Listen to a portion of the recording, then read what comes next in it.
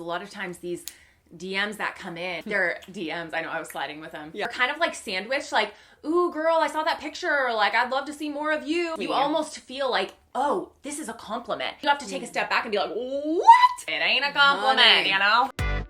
What's up, everybody? It's Kristen and Bethany here with Girl Defined Ministries, and we're going to be talking with you guys about something we need to have a conversation about. Can we just say that in the era of social media and phones and online, like, programs, instant messaging, whatever, there's a lot of stuff flying around, and we need to talk about it. In the chat rooms and the DMs, all of the things. But before we jump into that, if you have not checked out some of these amazing free products we've been giving away, I don't know where you have been. Okay, this is filled with the covers of free products that we have given away through our Patreon account. So we, Girl Defined, are over on Patreon, which is basically just a community with a bunch of you, like awesome. A couple, like hundreds of you who are over there saying, hey, we love what's happening at the Girl Defined over on Girl Defined, and we want to support you with like $1, $2 per video. And we try to make that experience so fun by offering a fun community, Q&As, special patron giveaways, quarterly Zoom calls. And along with that, every single month, we give you a free instant downloadable product. So the one for this month is Psalms 7-day, I can't read it. Psalms, a 7-day devotional through the Psalms. And it's a 7-day devotional with journaling lines, with verses, just basically a way to help you get into the Word. So and 7 Psalms that we personally love. This is the product that you're going to get for free when you sign up for Patreon. And along with that, you're going to get every free product that we've released through all the history of Patreon just by signing up, along with all the future products if you stay with us. So we have this one. We also have the Christian Girls Breakup Survival Guide, because we all at a time may go through a breakup, and so we need that help. So this is a guide filled with everything you need to know to go through that breakup. Also, for us single sisters, 5 strategies for thriving as a single. You're going to get Battling Sexual Temptation, a biblical toolkit for Christian girls. You're going to get Fighting Fear and Worry, a 7-day prayer journal. I know that's a big thing right now. Just the world is crazy. 50 questions to deepen your friendships, a guide to help you know what to ask, when to ask, how to ask those questions. You're going to get a whole you're going through all of them. I love it. Every single one. There's even more than this. There's more. I'll stop there. She normally does it. So, and when you do it, then I realize, like, it's a lot. I didn't know if you reviewed all of them. Anyways, you get all these for free. Okay. Patreon.com/girldefined. Go sign up. And we personally see your name come in. We want to see you there. And I can review one more time. Yes. Can you go through the beginning? Okay, we'll see y'all over there. Don't leave us yet, though, because this is a conversation you need to stick around for. So before this video, we were talking about the difference between, like, someone sends you a DM versus someone sliding into your DMs. Okay, what's the lingo right now? Because she was saying, like, I feel like that's in? She was like, I feel like that's, like, from the, like, you know, like a few years ago, or like old fashioned. I don't know. And no. I feel like this, like, oh, I'm gonna slide into their DMs. I feel like it's really trendy right now, but almost like overused, where everyone's trying to use it to, like, sound cool. I don't know. I would never. I don't know. It's just like not my style. I don't say like, ooh, someone slid into my DMs. Well, I'm married, so. Oh, unless it's my husband. Like, okay. You know. Okay, but if you think about it, in this era of technology, there are ways to communicate with each other, with people you know and people you don't know. You can discover people like never before. I mean, think just 10, 15 years ago, our young teen years, before social media really was, like, majorly popular, if we wanted to have a conversation with someone that we didn't really know, how would we do it? I mean, there was, like, AIM. Even before that, though, like, that was pretty popular. But, like, there was MySpace. I mean, there just weren't. It was hard. Options. It was a lot harder, and it was very basic. Technology has advanced so much to know. Like, now it's even like video games. There's like full on communication. Right. You know, you have every different avenue of social media. I feel like everything has. And in some ways that's good because they want to build like a community aspect. So there are ways you can even be on like a random like, oh, let me learn how to do hairstyles. And then it could be like a community board to talk, and then you can get to know people. So it's like everything these days has a way for you to connect with people, and that can be really good. But there's also that side of it to where you are connecting with people, one that you absolutely don't know, and you're going off of like, well, their picture and I hope they're who they say they are, and giving people the opportunity to be like, hey, I think you're pretty cool, and or I want to say something to you, you know? It's like, say something to you. There's just, it's crazy, like, the pressures and the challenges and the questions and the, like, boundaries that we have to set nowadays that's something we didn't really have to face. No, and it's even now in our older age, right? Like, I've been married for almost 10 years. You've been married for a few years. You have a kid. Like, we still regularly get DMs from random creepy guys that we don't know that are sending us very sexual DMs. They're sliding into our DMs and saying very sexual things. And, I come across these and I'm just like, what? Like, I have zero interest. Like, who even are you and why are you sending me this? I think a lot of them, they're just trying to be, like, provocative intentionally, kind of like trolling.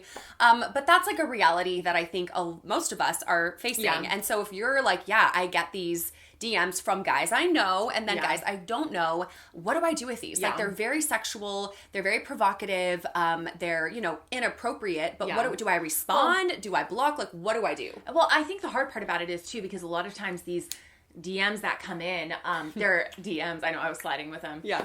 That these DMs that come in, they're kind of like sandwiched, like, ooh, girl, I saw that picture, like, I'd love to see more of you, and so they're kind of almost like trying to compliment you, so you get like a small boost to your pride, to your ego, where you're like, ooh, like, they think I'm kind of cool, they want to see more of me. Yeah, he noticed me. You almost feel like, oh, this is a compliment, and you have to take a step back and be like, what? This is not a compliment. Like, some guy saying, like, ooh, I want to see more of you or whatever. It's like, he doesn't care about you. He just is caring about himself and, like, a quick instant gratification, or, like, getting, kind of like a small accomplishment, conquering something. It's like, so that's something I just have to say is, like, we can get a little bit confused because we take what we think is, like, some flattering compliment. It's like, no, honey, it ain't a compliment, Honey, it's not a compliment. Yeah. And what if it's, like, not the random guy and you're like, oh, this guy noticed me, and truly he's probably sending that to, like, 100 other girls, too. And just seeing, like, who will give him what he wants. Okay. This reminds me of a story. Okay. Go for it. I was at, like, an NBA basketball game. And this had to be a long time ago. No. It was right before the shutdown. So I was at his first game. And you're like, I think I told this story somewhere. And so Dave and I were there together. And you are literally, like, stacked on top of each other. The bleachers, you are literally, like, you would have to keep your legs back or else you will literally be, like, in their nachos with your foot. Because they're that close. So it's like, you can't, if you're trying to have any privacy, you shouldn't. So there's this guy sitting with, like, a bunch of friends in front of us. And he literally, I think it was Snapchat. He was literally like, you can hear everything. So he's like, I don't care about basketball. He was just with his friends. So he was literally on Snapchat going from girl to girl that he was interacting with, flirting with them on Snapchat, sending all of them different pictures and acting like each one of them were like he wasn't doing that with other girls. Like, hey, Veronica or whoever. I don't know why Veronica. If you're a Veronica, no offense.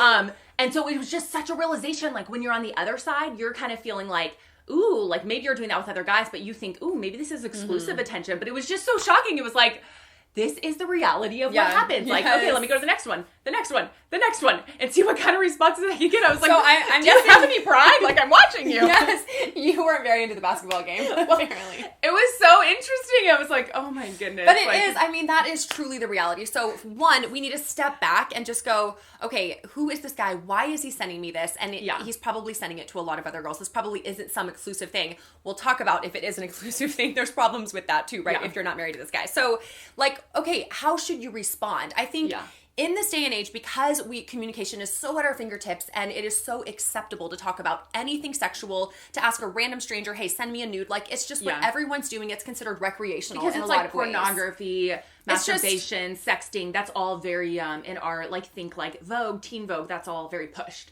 Yeah, so it feels and it's like recreational, right? Where it's almost like this is just for fun. Like, it's just for fun, no big deal. But, like, we have to stop and go, okay, the bar has been set so low, like, so low, and getting, I mean, lower by the day it feels. And so I think in some ways we've been desensitized to what is, like, healthy, wholesome, like, what should be normal conversation between guys and girls, and then what we see now, which is just so heightened and so extreme, but now is so commonplace that it just feels like, oh, well, this is just normal. Like, oh, this is kind of fun. Like, what should I do? And I think we need to take a step back and go, okay, as Christian girls, as Christian women specifically, right? That's who this channel is geared towards. Like, we're not living by our own rules. We're not living by what feels good. We're saying we are following Christ and who he calls us to be, how he calls us to live. And what does he say about sexual texting? Obviously, texting wasn't in the Bible, but God has things to say about sexuality and like what we think about, what we do. And so let's take a pause and say, and like back up and say, how do we respond to this? What is God's word? Does he have anything to say? So there is a verse in Ephesians 5:3, and it doesn't say texting, but try to filter it through like what could this mean for me, you know? So it says in the ESV version, but sexual immorality and all impurity or covetousness must not even be named among you as is proper for the saints. Not even named among you. So sexual immorality and all impurity. I think that this verse is so clear on the life that we are called to as Christians. Like, as Christians, we have the power of Christ living within us, and we are called to be sanctified, to become more and more like Christ, to live with that eternal perspective of saying, I am striving to become more and more like my Savior, and one day, ultimately, I'll be perfected in heaven with him. And that includes how I act right now, this area of sexuality and purity. Like, how am I acting? Am I honoring my Savior? Am I striving after a heart that says, God, I want to be pure as you are as pure. I want to be holy as you are holy. I want to be set apart, and I want to basically be able to stand before you, because I know you can see my text messages and say, God, I am honoring you. Like, look through all my messages, look through all my DMs. I am honoring you in this area. And so I think if we take a verse like that practically and say, okay, how could I apply this? I think we would kind of do what Joseph did in the Bible and flee from it. And we would say, we would just really take that seriously and not even entertain that thought, not even a hint of that in our lives. And we would, kind of block it, delete it, run from it, just ignore it. Like, we wouldn't engage with it at all. Right, because we would see, like, okay, this is not what God is calling me to, like, as a Christian woman. And I think you made a good point about it being private. Because when things are private and no one else really sees it, we kind of get this feeling of like, oh, because it's private, it's proper. Yeah. But really, like, all things are before the face of God, and we are his children, and he's calling us to live in a way that is in our private life and our public life that honors him, that glorifies him, that has a heart that says, God, I know you see all things. I know nothing is hidden from your face. Help me to live my private life, my public life in a way that reflects you from the inside out, because I know I'm just an ambassador. I'm just passing through this world. I'm on a mission to build your kingdom, and my life is supposed to be a reflection of your holiness and righteousness. I know I'm imperfect. That's why I need the gospel, but help me to walk in a way worthy of the calling of being a Christian, the calling that you have for me. And so it's zooming out, it's recognizing God sees all things, but what do you do? I mean, let's just get really practical for a moment. Like, the message comes in, it slides in, it comes in, however it gets to you. It's very provocative. It's very sexual. What should they do with it? I think the first thing you need to do is just break out in hymn and sing, holy, holy. I've been throwing really, like, my terrible singing into a lot of videos and podcasts, so I feel like I need to keep it up.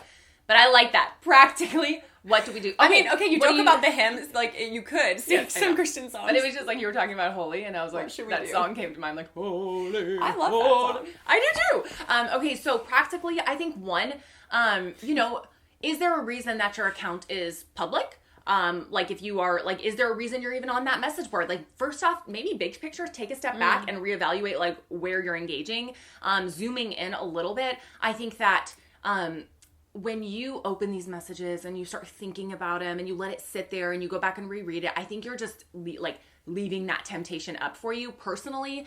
Because temptation comes for all of us, married women, single women, it doesn't stop. And these people who are sending these guys, men who are sending these messages, they have no respect for singles, marrieds. They don't care where you are. They want what they want. That's why we get them and we're married. I have a kid, it's like, they don't care.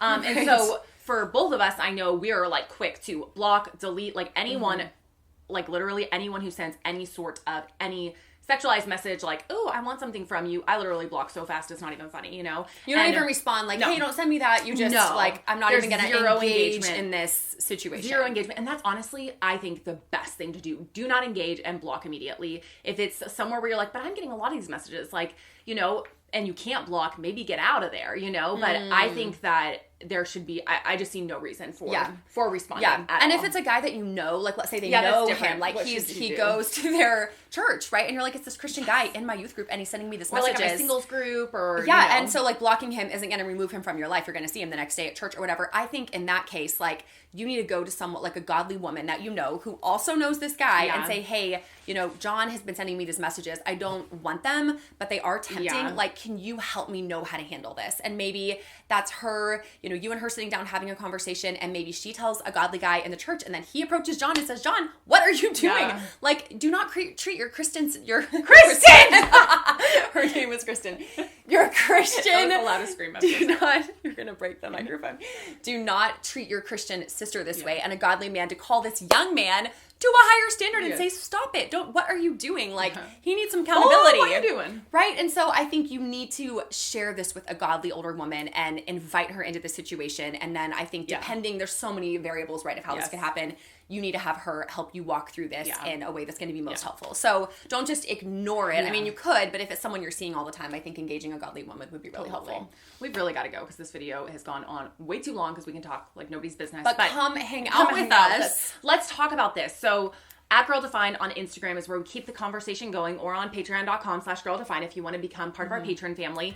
And let's talk about it. I want to hear from you. Like, how do you handle these situations? And have you run into a situation where you're like, I literally don't know what to do? Share it. Let's encourage and help. And we'll jump on there and give the best advice we can. And if more questions come up, we can pop on stories and share like additional specific details. So head on over to Instagram at Girl Defined. We'll see you over there.